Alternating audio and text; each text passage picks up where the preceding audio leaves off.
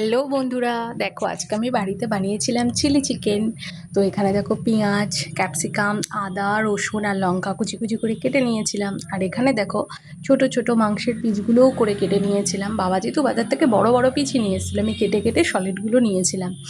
আর ওর মধ্যে দিয়ে দিয়েছিলাম আদা বাটা, রসুন বাটা, লঙ্কার হচ্ছে লঙ্কার গুঁড়ো দিয়েছিলাম অল্প পরিমাণে। তোমরা এখানে গুঁড়ো লঙ্কাও অ্যাড করতে পারো। আর দিয়ে দিয়েছিলাম চিলি সস, সয়া সস, একটা ডিম, নুন, সমস্ত কিছু দিয়ে আর দিয়ে নিয়েছিলাম লাস্টে কর্নফ্লাওয়ার আর হচ্ছে ময়দা দিয়ে নিয়ে ভালো করে ওটাকে মেখে নিয়েছিলাম। সুন্দর করে মেখে নেওয়ার পর কিছুক্ষণের জন্য ওটাকে রেখে দিয়েছিলাম। তারপর একটা বাটির মধ্যে দেখো আমি এখানে চিলি সস, সয়া সস আর হচ্ছে টমেটো সস, এই তিনটে সস নিয়ে ওর মধ্যে অল্প পরিমাণে জল দিয়ে ওটা একটা পাতলা সুন্দর ব্যাটার তৈরি করে রেখে নিয়েছিলাম ওর মধ্যে জল দিয়ে।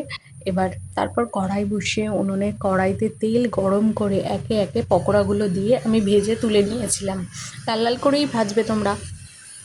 আর দেখবে ভাজার সময় যেন গ্যাসের ফ্লেমটা খুব কম রাখবে, কারণ আমি যেহেতু উনুনে করেছি খুব অল্প আছেই ভেজেছি। তারপর ওই তেলের মধ্যেই আমি একে একে ক্যাপসিকাম আর পেঁয়াজগুলো দিয়ে ভেজে নিয়েছিলাম। হালকা ভাজার পর আমি একেবারে রসুন, আদা আর লঙ্কা এই কুচিগুলো দিয়েও ভালো করে ভেজে নিয়েছিলাম।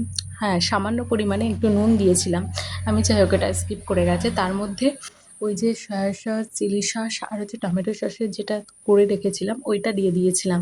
দিয়ে ভালো করে নাড়াচাড়া করে তারপর ওর মধ্যে অল্প পরিমাণে জল দিয়ে দিয়েছিলাম। তোমরা তোমাদের পরিমাণ মতো দেবে জল, যে যেমন রাখবে।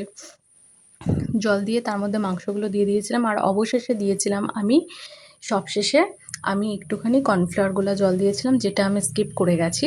আর আমাদের চিলি চিকেন রেডি।